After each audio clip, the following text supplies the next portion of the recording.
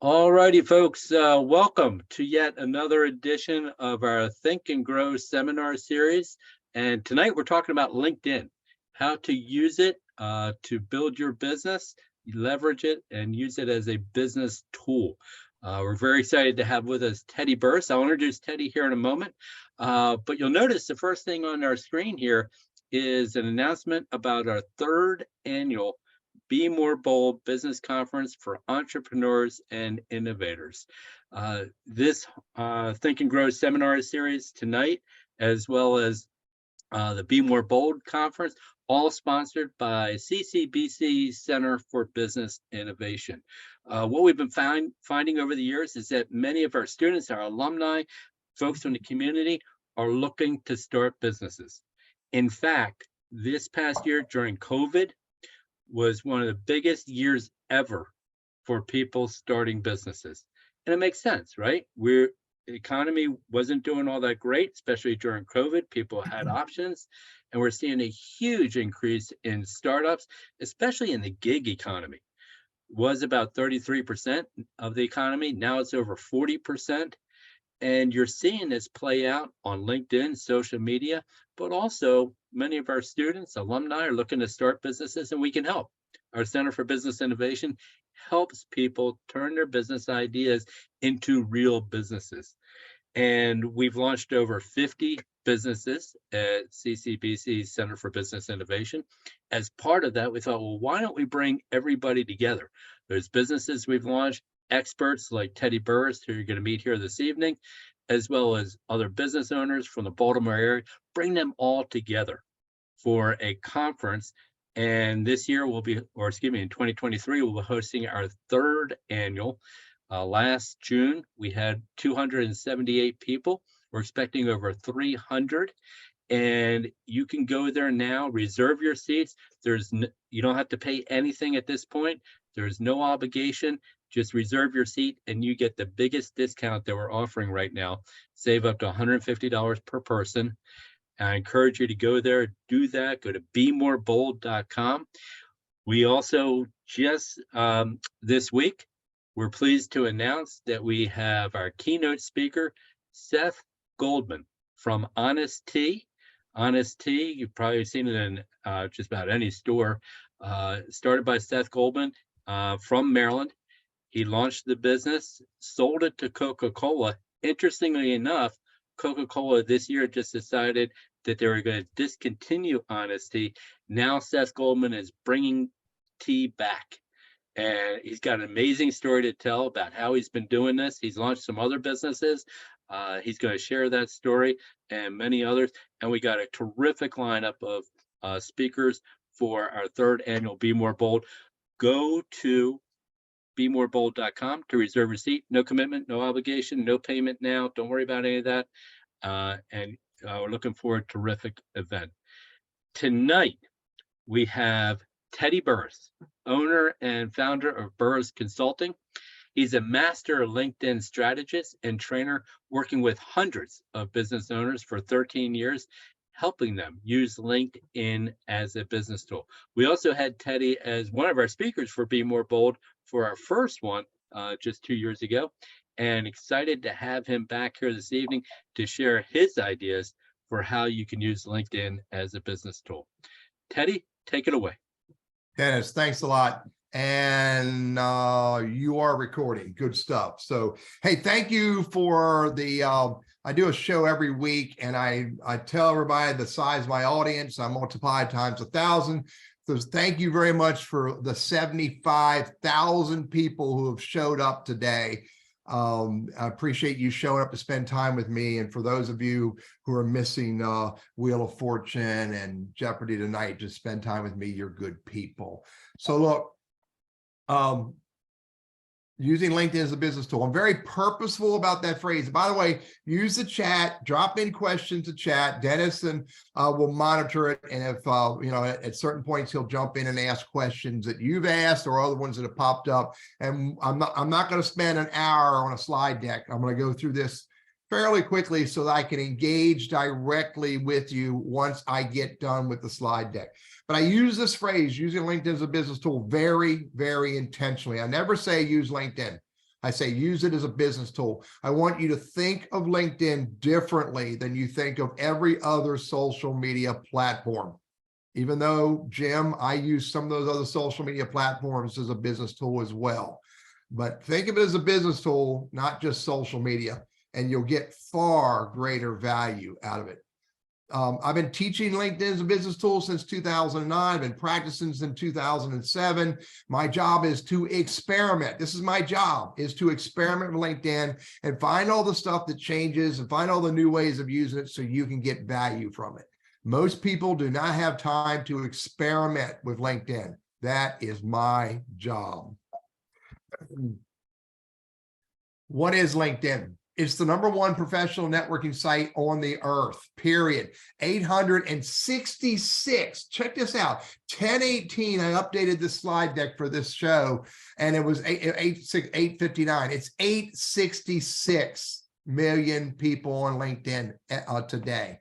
I expect us to hit a billion people within the next 18 months based on the pace that we're going at. 60.3 million companies represented on LinkedIn. By the way, I'll give this slide deck to Dennis and we'll send it to you in the email that we send out probably on Monday. There you go, ML. Save your fingertips, dude.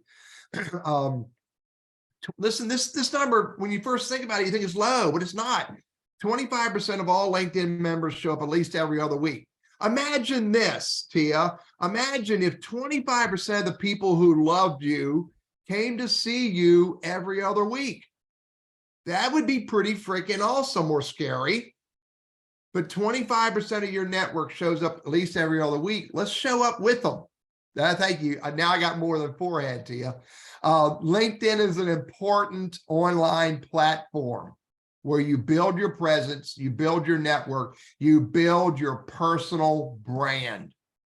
It's a business tool that can also be used in your career. When I teach LinkedIn to college students, I teach LinkedIn to people who are looking for jobs, I teach exactly the same tactics and philosophies that I teach my business professionals. It doesn't change. What changes is the conversation. What changes is the people you are talking to. Dennis, as you're ready, man, just throw me questions whenever you want. All right, there's 3 components of using LinkedIn as a business tool that are important to understand. #1, you have to have a professional LinkedIn profile. I'm going to talk a little bit deeply about this in a moment. I use the word professional because everybody else just has a profile. I want you to have a good one, a professional profile. #2, Dennis? Yeah, Teddy, are there different tier options for members? There are. There's free LinkedIn, which is relevant and useful for pretty much everybody. There's LinkedIn Premium, which gives you a few more features. Primarily, you can look at more LinkedIn profiles. You get a little bit more information about who viewed your profile. There's LinkedIn Sales Navigator, which is predominantly a prospecting tool. If you're looking for your target audience, at a minimum of 3 hours a week, that I would tell you to have LinkedIn Sales Navigator. It costs over $1,000 a year. And then the other ones are way beyond that. There's LinkedIn Recruiter Lite, LinkedIn Recruiter. And there's different flavors of Sales Navigator and different flavors of Recruiter that are for higher purposes. Unless you're a recruiter or unless your job is 100% prospecting, I would not recommend Sales Navigator or any recruiter flavor. Here's the second thing that's critical. Build a relevant and meaningful LinkedIn network. As I jokingly told someone earlier, you don't connect with everybody. You connect with people who are relevant and meaningful to you based on your goal. And the third thing to do is build your brand. And you build your brand, ladies and gentlemen, boys and girls, based on the words that you use when you are having conversations with your target audience. That's how you build your brand. So let's talk a little bit about building your professional LinkedIn profile. Before you get started, you have to do this. You have to be clear about who your target audience is. You need to be clear about who their influencers are. Influencers are people who can happily introduce you to your target audience. You got to know who those people are. And you have to know what words, phrases, statements resonate with your target audience. Marketing calls this keywords. You've got to know what words to use, because if you use the wrong words, they won't care or they won't understand. When I started my business back in 2009, I referred to myself as a networking strategist. Well, guess what? No one knew what a networking strategist was. So it was a waste of time for me to try to create a new definition of what I do. I then changed my words and I started calling myself a social media strategist, because I am a practice, studied, certified social media strategist. Well, guess what? My target audience, which are business owners and sales leaders, they do not want me coming in and teaching their people how to use social media, Facebook, Instagram, TikTok, Tinder, and Bumble. But then when I changed the words and said I'm a LinkedIn strategist, then I started getting the attention of the people who are important to me. You've got to use their words. Knowing who you're talking about to and what you're talking and how you're talking to them is critical. Let's talk about your top card. Sometimes this is called the info card. You got to have a image. You really need to have some kind of image. You don't need to be a graphic artist. Just get a nice looking image. Don't steal an image from the internet. Make sure you have permission to use it. Everybody should have a profile picture. It should be a picture of you, Jim, not you and your girlfriend or you and your puppy. It should be a picture of you.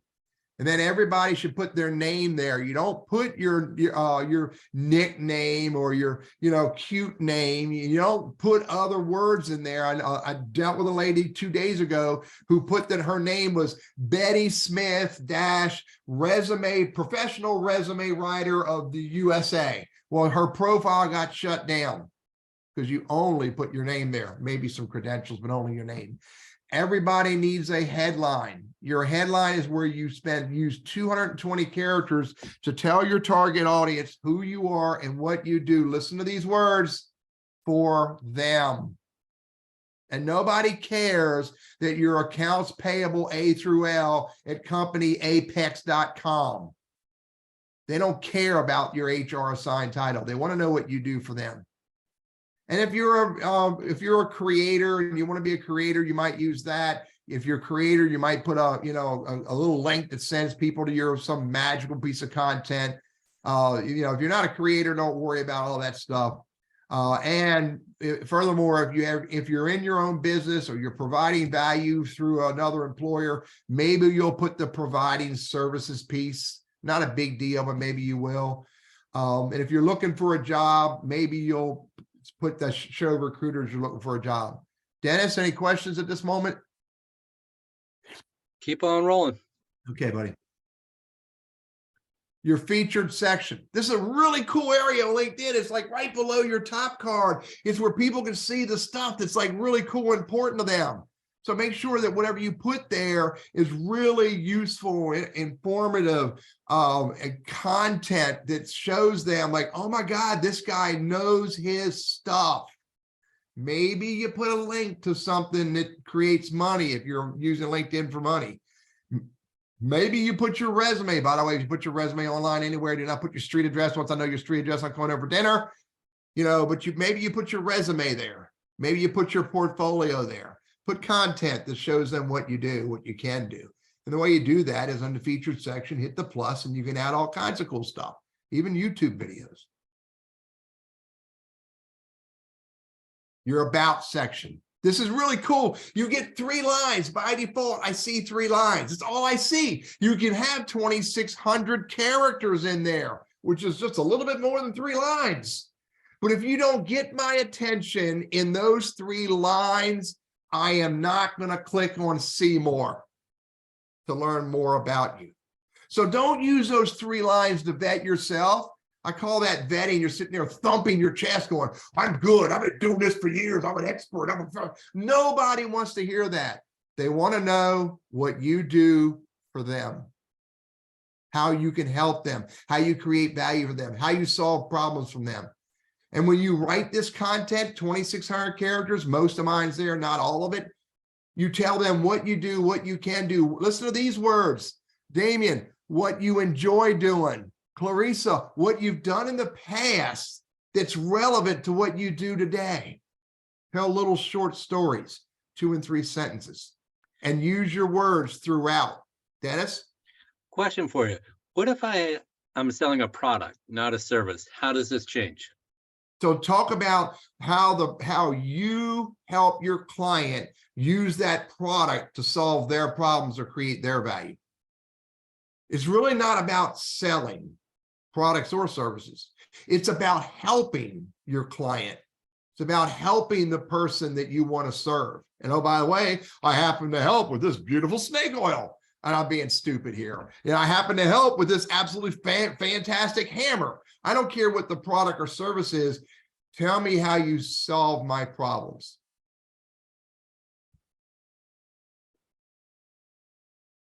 Your experience section. This is the next big area of your LinkedIn profile. This is where you want to, and I use a buddy of mine's profile.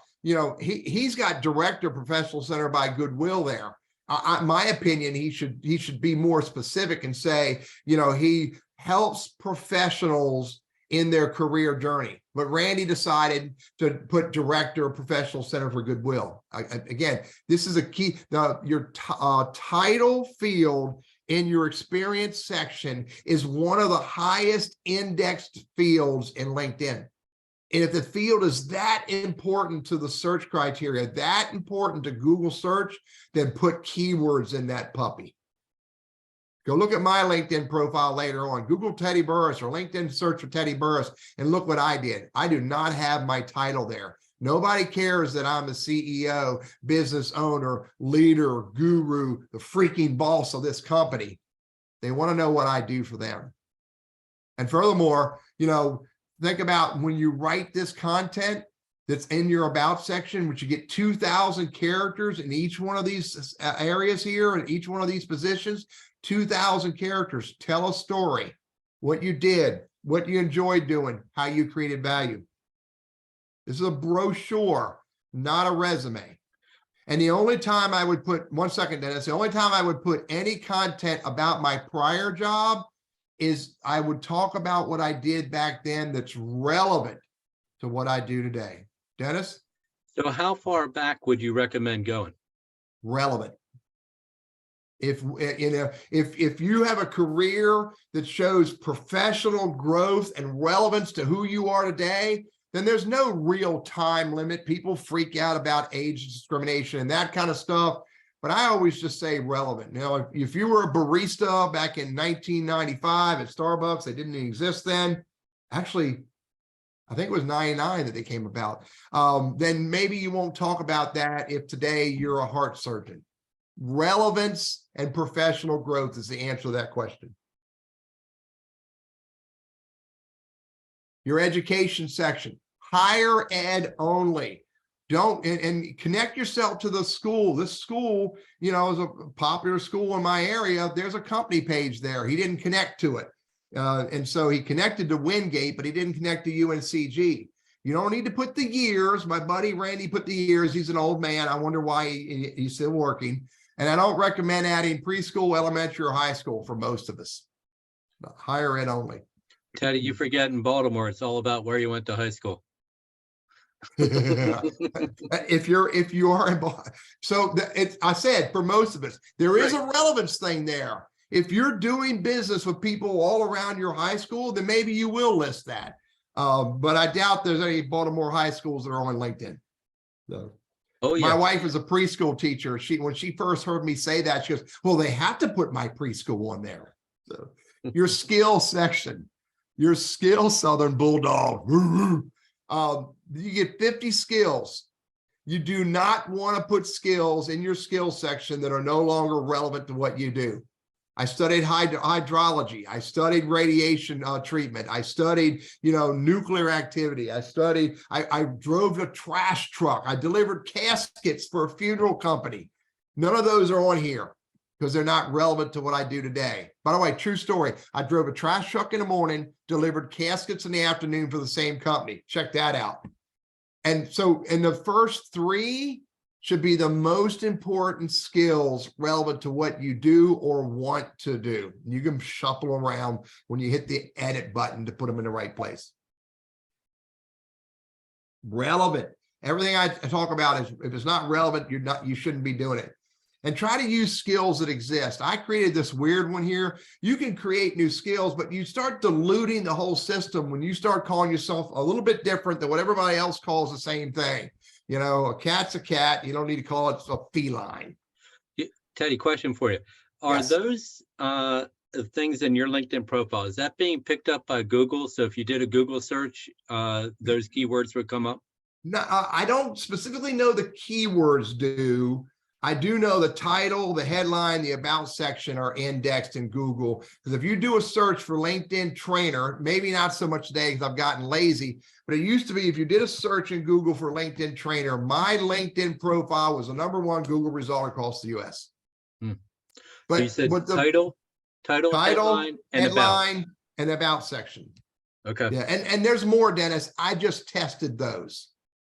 Okay. Good. So the point about this whole conversation is, from a LinkedIn perspective, you want to use the right keywords / skills across as many sections as you can. Your headline, your about section, your title, your description box in your current position, and in your skills section. Wherever you can write, you need to ask yourself, can I use the skill words here? And if so, do.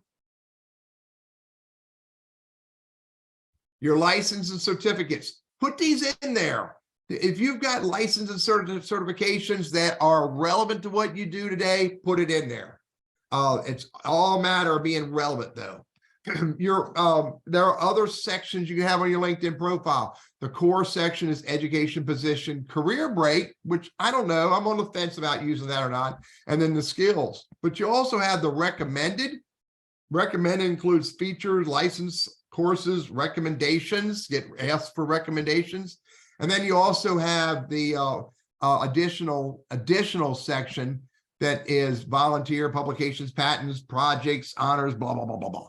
So all of these sections are great places for you to tell the viewer, tell your most important viewer who you are, what you do, what you have done, what you enjoy doing. Teddy, there's a lot there. What would you recommend for somebody just getting started? What is the good? You got to add the position, you got to add the education, you got to have an about section. You need to think about, what does your headline say? Let me say it again from the top, Dennis. You got to have the headline say the right thing. You got to have the about section say the right thing. If you got a current position or prior positions, fill those out and talk about what you did, what you do, what you can do, relevant to what you want to do. And then it's all the rest of this is a journey, not a race. It is a journey. If you try to go through it too fast, you'll screw up. I know I did. A follow-up question there. So how many jobs should you post or share? How many jobs in regards to the jobs you've had? Yes. Relevant. It's whatever's relevant. If you only have 3 jobs that are relevant, then leave it at 3. But think about that job that you had 5 or 6 or 7 years ago, and what did you do and what did you learn? Because you can also rely on professional growth. So I could talk about, my organizational development work that I did back in 1999 to 2005. Organizational development, training. That is on my LinkedIn profile because it's relevant and it shows growth. All right, next big area, your LinkedIn network. Before you get started, guess what you need to know? You need to know this. Who's my target audience? Who are the influencers? Because this is what you're looking for. You're not looking for every Tom, Dick, Harry, Brian, Brianna, Khalees, and Cheryl. You're looking for people who are relevant to you in your journey. And if your journey changes, your target audience changes. You need to focus on these people while you accept invites from others who may want help from you, who may be relevant to you in different ways. Think about that, relevant in different ways. Search tools. You know the best way to learn how to do search? Bang on the keyboard. Type something in this box. Look for posts, people, jobs, companies, groups. Use the filters and filter and find the right people based on, you know, connections, location, current company, past company, school, industry, etc. Do I have the other box? Yeah, profile language, service categories, and these are ad hoc words.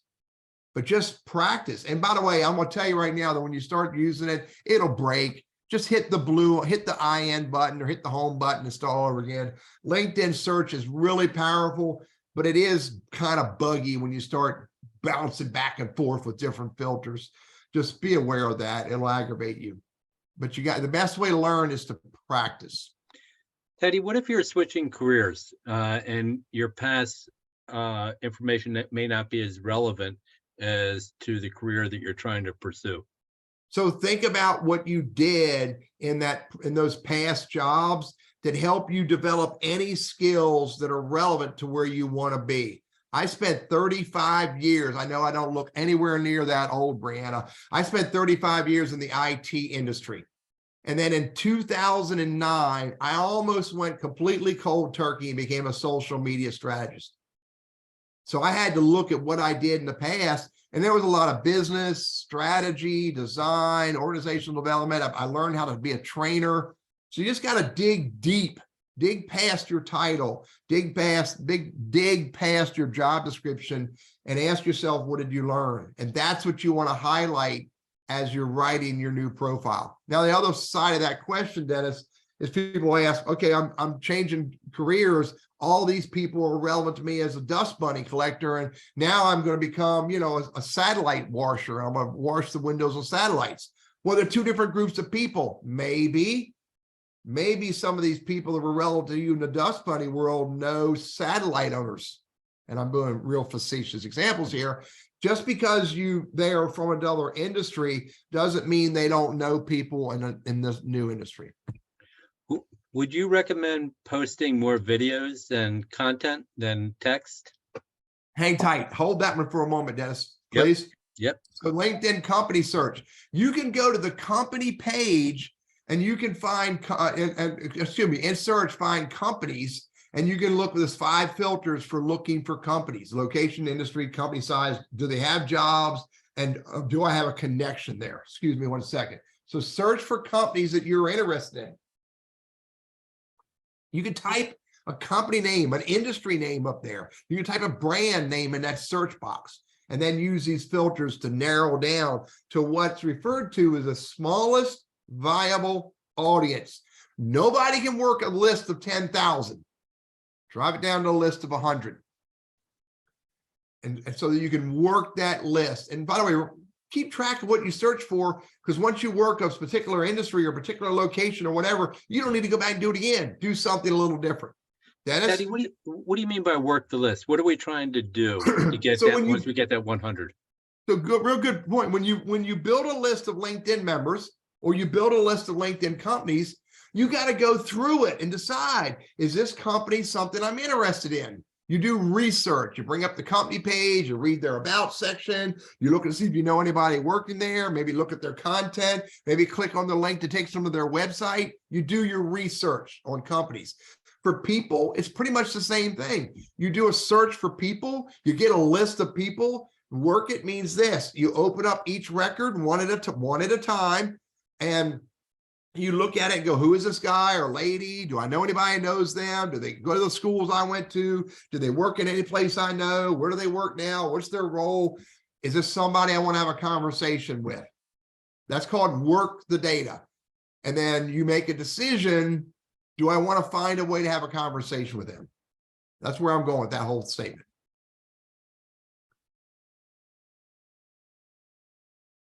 People search. This is cool. Most people don't know this exists. I found this. Nobody even knew it existed until I showed it to you. And I'm being a little facetious. You can go to a company page like IBM and you can click on the word people. And when you click on people, there's 529,516 employees today, right this minute. Okay. When I click on people, it brings this box up. Now there's some other stuff down below, but I can type something in right here. I can type in project manager. You can type in dust bunny collector. And then when I do that and hit enter, it'll tell me how many people do that work. And then I can go, well, wait a minute, I only want to find the people that work in the United States. Or I only want to find people who went to Delhi University. Well, there's 4 other filters. Check this out. Here's the other set. I want to find people who do this specific task or have these specific skills. And there's one more set. The next button takes you to the next set. What they studied and how am I connected to them.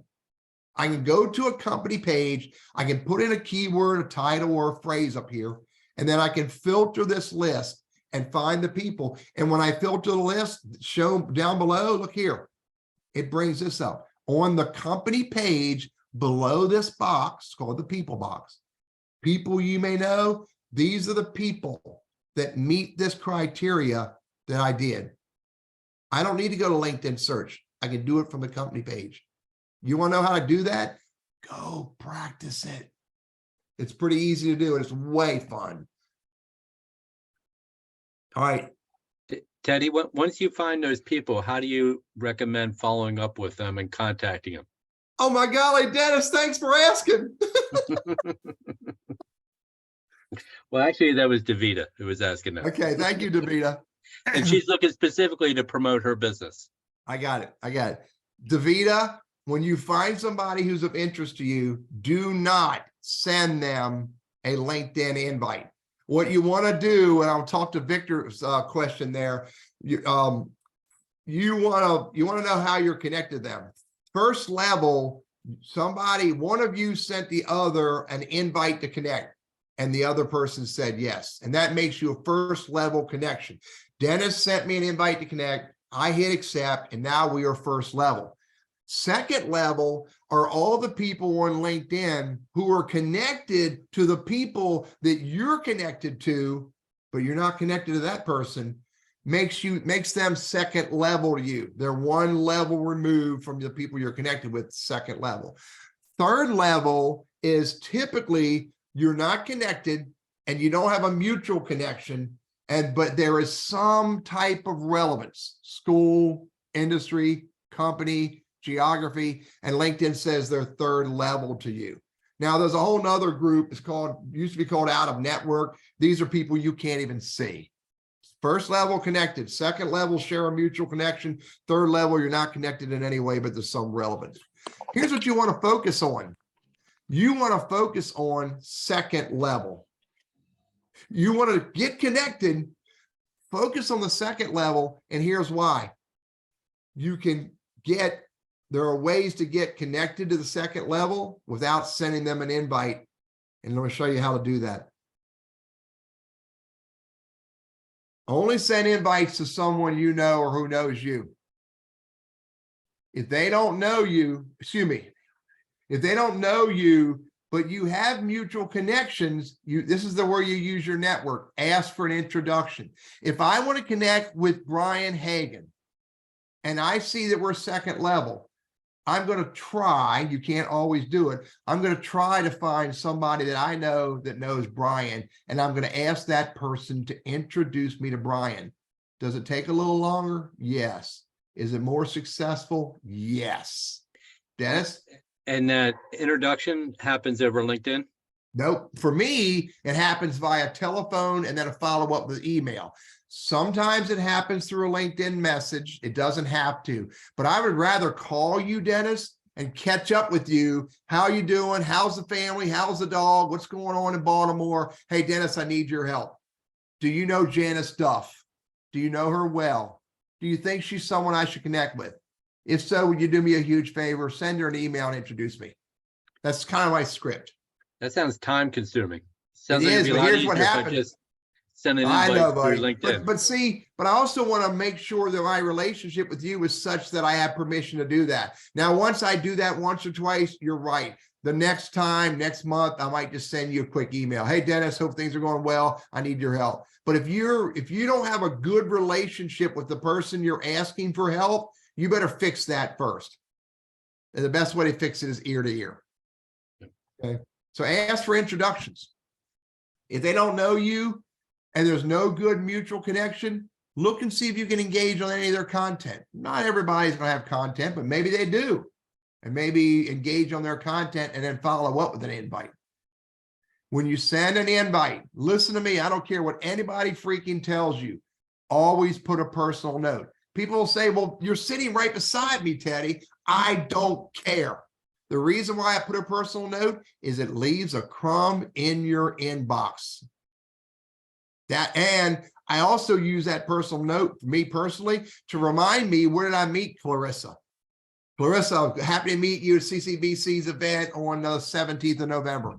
I use that note to leave a crumb and to remind me how I met you. And after you connect, immediately engage. And your level of engagement is directly proportional to your purpose for connecting. And if I'm connecting to have a business conversation, I am not sending a LinkedIn message. I'm calling you to say hello. I'm going to make that conversation all about you until you give me permission to make it about me. This is my best practices for connecting, and it works. It takes a little longer, but I got almost 15,000 LinkedIn connections, and every single one of them I have had a conversation with in some way or another. The worst thing in the world is to have a bucket of freaking business cards and they not know you and you not know them. I got 4 of these, Dennis. That's horrible. It doesn't serve any purpose. And by the way, those are all in buckets because every single one of them, about 5,500, are in my cell phone. So, any questions at this point, Dennis? Keep moving. I have a question about your business cards. So when you collect those business cards, are you then following up with people immediately on LinkedIn? Oh my golly, I didn't even have this in my queued up to have a conversation. I have a, thank you, Dennis, you're reading my mind. I have a business card process and it goes like this. I mean, I'm not collecting a lot of business cards. I have collected about 5 of them in the last 2 months. I don't get out and about much, work release. But anyway, so every time I get a business card, this is my process. Number 1, I put them in my personal contact because I met this person as a human being. Okay. If they're business related, they may go in my business contacts. Secondly, I send them a personal email because I met them as a human. I go down the list with father, Tashana, great to meet you. Thanks a lot for the conversations. Really enjoyed the biscuit and the great knee high that we had together. Maybe we need to find time to talk. Then after I send that email, I go look for her on LinkedIn. I think it's her. I go look for her on LinkedIn and I send her a LinkedIn invite. Oh my gosh, I found you on LinkedIn. Again, I really enjoyed our conversation at event XYZ. Look forward to saying hi another day. That's my business card process, Dennis. Great advice. I did that on pretty much every one of those freaking business cards. Wow. That's why you have 22,000. No, I only have 15,000. 22's followers. Oh, gotcha. My mistake. No, all good. All good. Question from Joyce. How would you set up a profile if you operate several unrelated small businesses? Is there one you should showcase? The one that's the most important and relevant to LinkedIn. So you got it. You're building a presence. There's not. I'm a LinkedIn strategist. I'm a career coach. I'm a leadership coach. I'm a YouTuber. But I lead on LinkedIn. I have all of that on LinkedIn, but I lead with the thing that's the most important to me and the most relevant to my LinkedIn network. Not that you can't talk about the other side hustles and activities, but you got to prioritize one over the other, because then if you don't, then it's going to be hard to get real value out of it. And by the way, I've gotten career coaching business, I've gotten leadership training business, and I've gotten video production business because it's on there. Last part about best practices for connecting. If you don't know them or you don't see the relevance, send them a message and ask them who the heck they are and what the heck they want. You may use more polite words. And do not accept a LinkedIn invite from anybody until you are sure of the relevance. Do not accept the invite, especially if they respond in some stupid way and they want to sell you something or whatever. And again, as I said earlier, after connecting, engage. All right, here's the last big point, and I've got time. Before you start, you need to figure out this as you're building your brand on LinkedIn. Do you know what I'm about ready to tell you? You need to know who's your target audience, and you need to know who their influencers are. And what is it they're interested in? What do they want, Dennis? So how do you find out who their influencers are? Is there a few tricks? Not really. I mean, if you know the business, to give you an example, real estate appraisers. Real estate appraisers know that their client is the homeowner, but the influencer is the bank, or the influencer is the real estate agent. So you just know your industry well enough to know. I mean, you know, for colleges that are looking for students, they know their influencers are schools, high school counselors, and I'm generalizing here, Dennis, but you know your industry. You should know your industry well enough to know the target audience and influencers. So, but you got to figure that out. Here's the anatomy of a great LinkedIn post. Every single post you write must be true, and Webster spelt it wrong. The H is silent but important. It must be transparent. No smoke and mirrors here. It must be relevant. Relevant to who? Your target audience and what you do for them. It must be something that's useful, and there's nothing wrong with useful being a good cackle or a laugh or a smile. It must be honest. You can't be talking bad about the other person. And it must be in some way or another engaging, exciting, entertaining, or educational. Every single post you do, you got to ask yourself, is it true? If it's not, you got to ask yourself, why are you doing it? By the way, I used to subscribe to the Rotary's 4-way test. If anybody knows what the Rotary 4-way test is, then let me know. I wonder if you all know that. If you don't, Google it, because the Rotary 4-way test is a great way to measure, is it right? Dennis, you know what it is? I think a better question is, does anybody know what a Rotary is? I hear you, buddy. I do work for Rotarians across North Carolina. That's how I know who they are. So the content should be diverse. Think about you, Dennis, you had a question about content earlier. I want to make sure I get back to that. When I say diverse, you want to use images. You want to use links to content on other sites. You want to use videos. And they don't need to be grandiose videos. You want to use documents. So maybe a Word document or a PowerPoint or a spreadsheet. You want to use articles. Maybe you want to, I always tell everybody at the very least, share one document and write one article. Because if you don't, you got naked pages there. You miss out on opportunity. It might just be a simple text post. I will tell you that some of my greatest posts, unbeknownst to me, and it turned out to be something my audience was interested in, was nothing more than just, a paragraph of text or 4 or 5 lines of text. But it could be, text of ideas, questions, challenges, unique thoughts, motivation, inspiration. You can use kudo posts. Those are pretty cool as well, and polls. Dennis? Question here is, why shouldn't I want to connect with someone who wants to connect with me, even though I may have never met them? Maybe one of my first connections referred them to me. So Angela, I'm with you 100%, but I want to know why that person wants to connect with me. If I don't have a clue who Barbara T is, and she sends me an invite, I don't know what she wants, but I want to know what she wants. And maybe it's just to connect, to listen to me or follow me. And, maybe she has a need that I can fulfill, or maybe she has something that I need. But networking purposefully is being clear as to why you're connecting. And by the way, I connect with people I've never met every day, but I know why they want to connect with me. Neva Bean is adding here a four-way test. Is it Yeah, true? she's right. Those are the 4 words. It's got to be true, fair, goodwill for all, and beneficial to all concerned. Yeah, yes, it is. That's right. So Neva Bean is obviously a Rotarian, and or her great uncle was. Thanks, Neva Bean. And there's other things you can share on LinkedIn as well. You can do LinkedIn Live, LinkedIn Audio, you can do LinkedIn events, but all the time, the reason why you want to use diverse content is because as your network grows, you're going to find that some people in your network want to watch videos, some want to read documents, some want to look at articles, some want to, just simply read a text post. So you give a diverse content because you never know what your network wants. And I promise you, everybody does not want the same thing.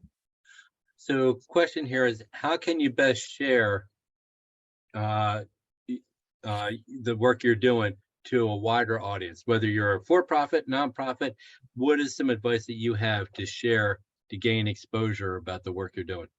Well, before I go deeper with answering that question, these bottom 2 lines are a big part of that.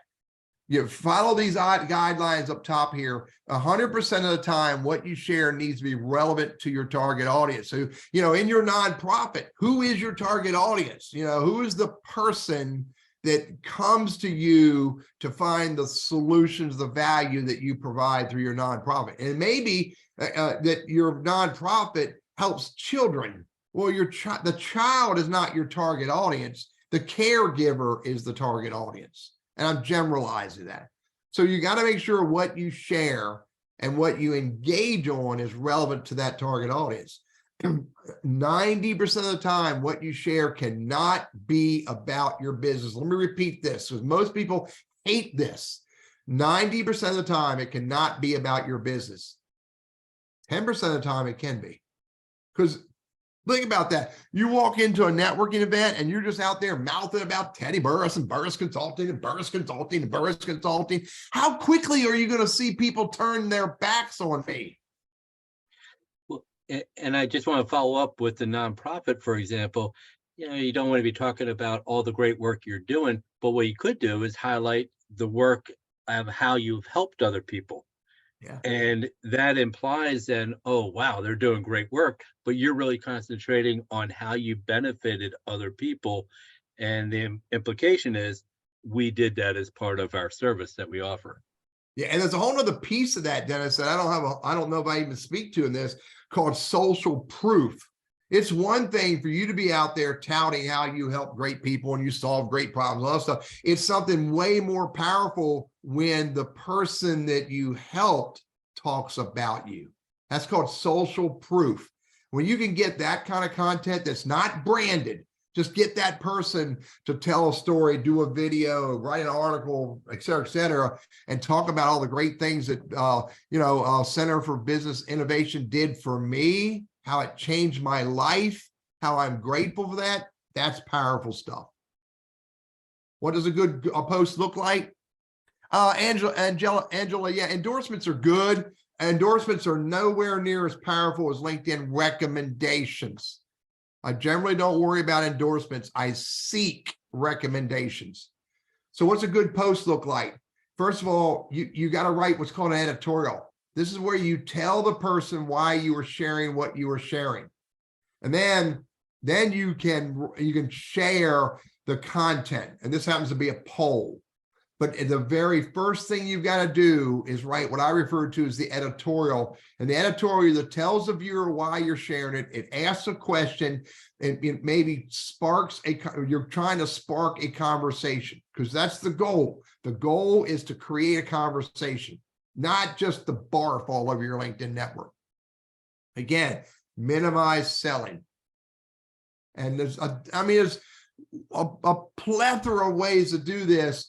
But if you always remember, anytime you share anything, you've got to tell your target audience why you're giving them that. Again, think about the networking. You walk into a networking event, there's 250 people in there, 75 of them know you, the other 125 are highly relevant to you. You walk up to them and you hand them brochures. I've been there and seen that. You hand out brochures of reckless abandon, then you walk away. That's rude. Hey, when you're engaging on content, you want to find content to engage on, don't scroll through the news feed and scroll and scroll and scroll. First of all, it'll wear your finger out. And secondly, it won't really get you where you want to be until, listen to these words, kids, until you start looking for the content that you want to see more of. When you search for content that you want to see more of, and you can search for it in lots of different ways, put some words up here, search for posted by, date posted, sort by, and there's a lot of other filters you can look for. You don't need to use all this, but look for content. If you want to engage on conversations about dust bunny collection, then search for content about dust bunny collecting. And then when you find that content, look for ways to engage on it. Look for ways to get into the conversations with that content. And by the way, did I say it here or not? I didn't say it here. But what I want you to think about is this. I want you to think about, do not, let me say it in the positive, walk the heck as far away from the like button as you can. Run as far away from that like button as you can. I use it way too often my own self. That does not build your brand. A comment or a reply, the minimum of 10 words, where you're talking about the conversation, that is how you build your brand. The like button does nothing for you. Strive to keep the conversation going. Engage 4 times more often than you share. If you share a piece of content, find a way to engage on 4 pieces of content. Dominique, do you get the impression I'm a little bit ranting and raving about this? You got to do this. It all starts with a conversation, and you don't need to be the one that starts the conversation every time. That's painful unless you're a content creator. So go look for other conversations. Likewise, you go to a networking event, you don't hold court around your table. You go visit other people. Same thing on LinkedIn. Engage on posts, engage on company posts, mention people, tag companies in your posts. Okay, someone asked about LinkedIn groups. Okay, if you want to engage in LinkedIn groups, I'm just telling you right now, there are very, very few LinkedIn groups that are having meaningful conversations. They're out there. There are a few, but they are few and far between. So I often say, don't spend a lot of time in a group. It's just not worth it. Look, Veterans Initiative 22, I'm freaking them out, Dennis. Engage directly using LinkedIn message. You know how you influence your news feed? You engage with people who share in the news feed that you want to see their stuff. You send them a message. And LinkedIn goes, oh, so Teddy's talking to Dennis through LinkedIn messaging. He must want to see more of Dennis's stuff. The more you engage with people directly through messaging that you're connected with, the more LinkedIn will show you their content in the newsfeed. I had a question. You can tell me the most powerful way to engage with your target audience. Anybody want to drop a word? What's the most powerful way to engage with your target audience? Drop it in chat. Hashtags are good, Dominique. A minimum of 3, maximum now LinkedIn's saying 10. They were saying 6. Maximum of 10, Dominique. Minimum of 3, maximum 10. Your hashtags need to be highly relevant to the content and the audience you're talking to. Hashtags are also included in the URL. So put the 3 most important ones first and the rest afterwards. Anybody got what's the most powerful way to engage your target audience? Somebody drop it in there. Clarissa, relevance big. There's another answer. Meaningful insights is big. Here's the answer. A comment is a tactic for doing it. Here's the answer. You want to have a conversation with your target audience about them until they give you permission to talk about you. So engage on their content, talk about their content. And yes, Damian, you're right. Your words are your brand. And your words should be relevant that leads to your goal. Talk in terms of the other person's interests until they give you permission to talk about yourself.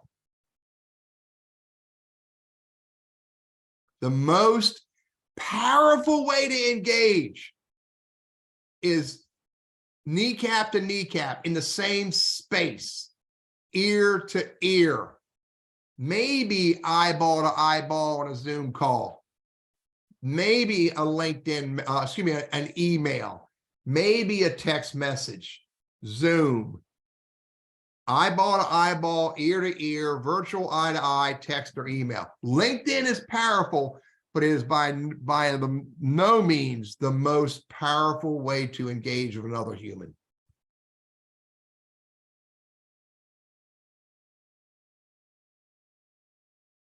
What other questions do you have? Missions asking about tips and tricks. I'm wore out. I thought I gave you one or two. Anybody have any other questions? Or unmute yourself if you want to ask the question. Whatever works best. Thank you, ML.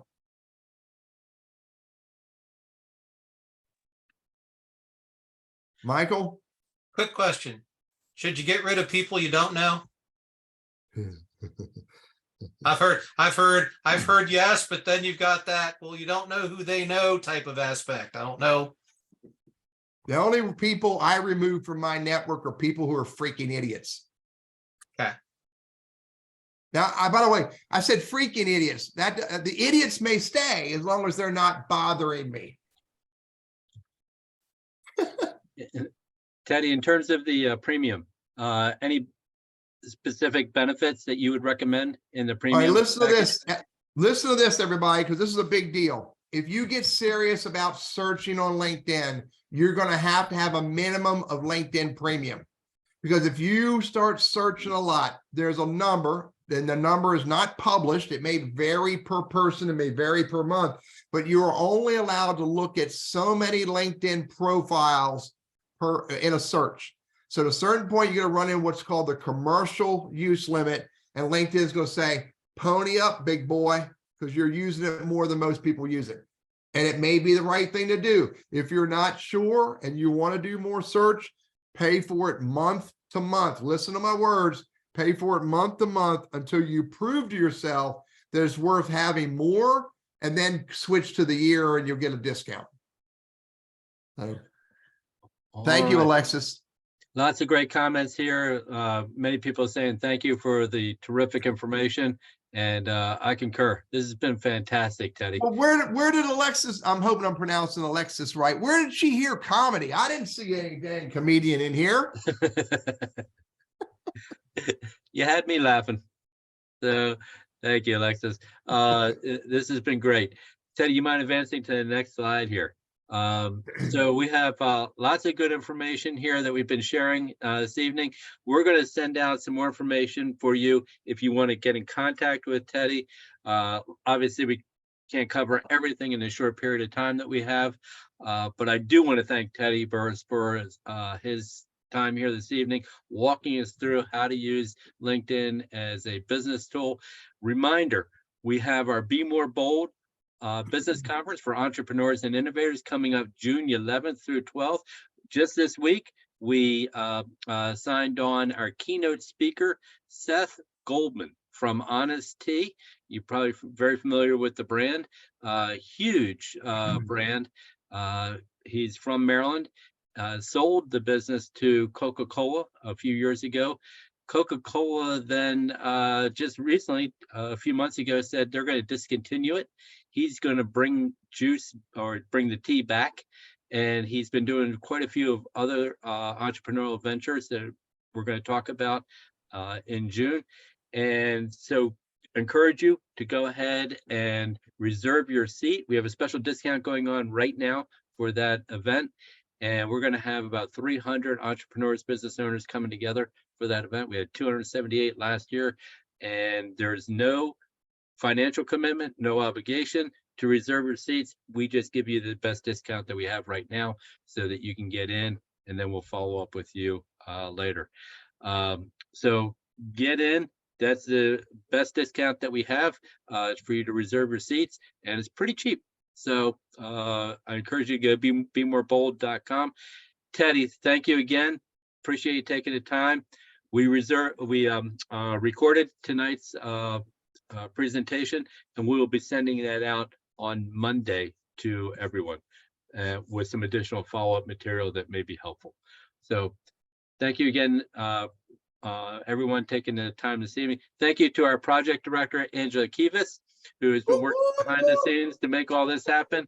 So we thank Angela for all her hard work as well.